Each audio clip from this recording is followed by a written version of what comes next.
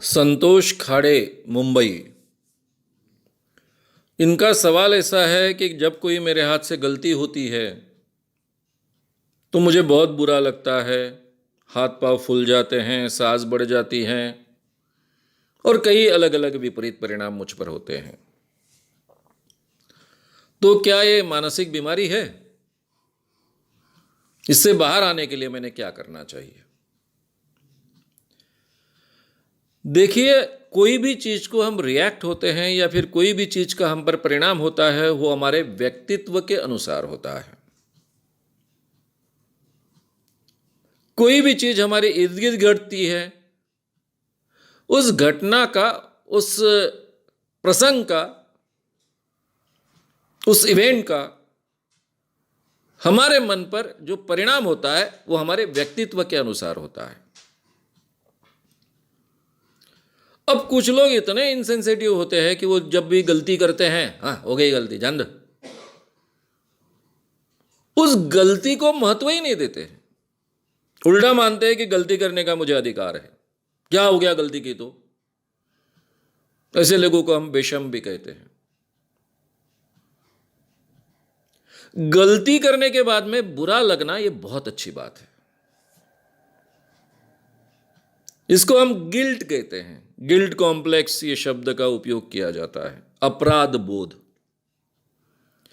इंसान अपने जीवन में अच्छा बर्ताव क्यों करता है? इसी अपराध बोध के कारण करता है।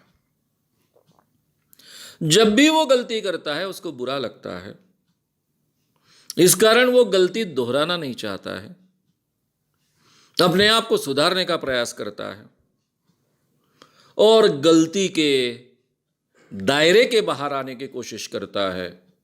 फिर से वो गलती रिपीट नहीं करता है और इसीलिए मैक्सिमम इंसान अच्छा बर्ताव करते हैं, अच्छा इंसान बनने की कोशिश करते हैं और इसलिए दुनिया रहने लायक है।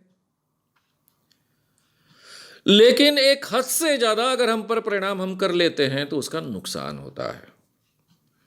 अगर हमारी पर्सनैलिटी मेलैंकोलिक है, जैसे मेरी पर्सनैलिटी थी, मेलैंकोलिक पर्सनैलिटी, एक निराशावादी व्यक्तिमत्व,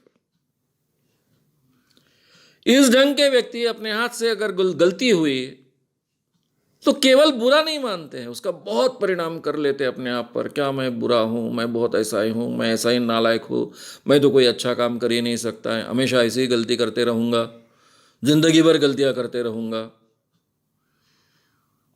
ऐसा जो व्यक्ति मानता है वो अपना बहुत नुकसान करता है और इसीलिए शायद धार्मिक क्षेत्र में कुछ प्रोसेस निर्माण हुई। क्रिश्चियनिटी में जिसको कन्फेशन की प्रक्रिया कहते हैं, वो व्यक्ति चर्च में जाता है, उसका चेहरा देखे बगैर पादरी वहां आकर बैठता है, फादर, और ये व्यक्ति अपनी गलती उसके सामने दोहराता है, इसके मन का समाधान होता है। पादरी कहता है कि भगवान तुमको क्षमा करे, फिर से ये गलती को मत दोहराओ। और फिर वो व्यक्ति अपने जीवन में तय करता है कि जो गलती मैंने की वो की, इसके बाद नहीं करूंगा, नए सिरे से अपने जीवन की शुरुआत करूंगा। तो ये अपने गलतियों के बाहर आने का एक सुंदर साइकोलॉजिकल अवसर है। शायद हिंदू परंपरा में भी ये थी कि आपके हाथ से गलती हुई, पाप हुआ, तीर्थ स्थल जाओ, गंगा में जाओ, गंगा में नहाओ, डुबकी लगाओ, अब मैं फिर से ये पाप नहीं करूंगा, अब इस पाप से मैं मुक्त हो गया हूं, नए सिरे से अच्छा जीवन में जीऊंगा। ये साइकोलॉजिकल एक बेहतर तरीका था। आज के जमाने में इन चीजों की जरूरत नहीं है। सीधा अपने मन को समझाइए, ठीक है मेरे हाथ से गलती हुई, अब इस गलती का बुरा मानने से कोई फायदा है? गलती अपने आप सुधरने वाली है। जो हो चुकी है वो अगर मैं सुधार सकता हूं तो सुधारूंगा। जैसे किसी का मन मैंने दुखाया है तो मैं अपने आप को समझाऊंगा कि जिसका मन मेरे कारण दुख गया है, उसका इंसल्ट हुआ है, उसको बुरा लगा है, उसको मैं नम्रता से माफी मांगूंगा, कहूंगा कि मेरे हाथ से गलती से तुम्हारा इंसल्ट हुआ है, मुझे माफ कर दो, मैंने ऐसा नहीं करना चाहिए था। तो मैं माफ़ी मांगूंगा, अपने आप को समझाऊंगा, समझाने के बाद में फिर नहीं नहीं ऐसी किसी माफ़ी मांगू, मुझे लोग क्या कहेंगे, क्या समझेंगे। मैं अपने आप को समझाऊंगा कि अगर गलती की है तो माफ़ी मांगने में बुराई क्या है, यही तो इंसानियत है।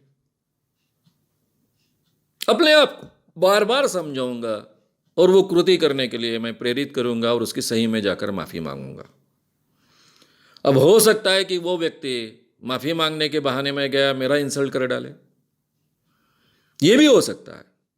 तो भी मैं अपने आप को समझाऊंगा, ठीक है मैंने अपना कर्तव्य किया, मुझे बुरा लग रहा था, मैंने गलत काम किया था, मैंने माफ़ी मांग ली।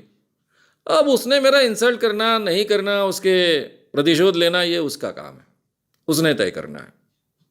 ऐसा कर कर मैं छोड़ दूंगा। हो सकता है कि मेरे हाथ से ऐसी गलती हुई हो कि जिसको मैं वॉश आउट नहीं कर सकता हूं, या फिर उसका उपाय नहीं है मेरे पास कोई। हो गई गलती, हो गई गलती। उस वक्त मैं अपने मन को समझाऊंगा कि ठीक है वो गलती हो गई, अभी उसको तो मैं रिवर्स नहीं कर सकता हूं, उसको वॉश आउट नहीं कर सकता हूं, हो गई है। इसके बाद में यह गलती मैं दोहराऊंगा नहीं। यही इससे सीख है, यही मेरी सही सीख है। और इस बात को मैं अपने आप को बार बार समझाऊंगा। मुझे बुरा लगकर कोई फायदा नहीं है, बुखार चढ़कर कोई फ़ायदा नहीं है, ब्लड प्रेशर बढ़कर कोई फ़ायदा नहीं है, सांसें फूलने से कुछ फ़ायदा नहीं है। जो हुआ सो हुआ, मुझे भूल जाना चाहिए। ये गलती अपने जीवन में मैं नहीं फिर से दोहराऊंगा, हमेशा केयर लूँगा, ऐसे अपने आप को समझाऊंगा और फिर आनंद से आगे बढ़ने की कोशिश करूँगा।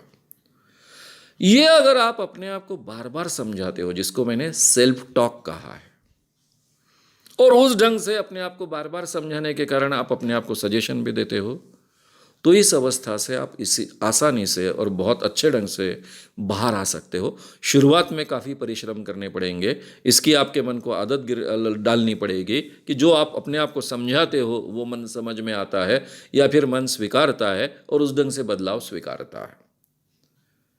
ये संभव है। मैं काल्पनिक बातें नहीं करता हूँ।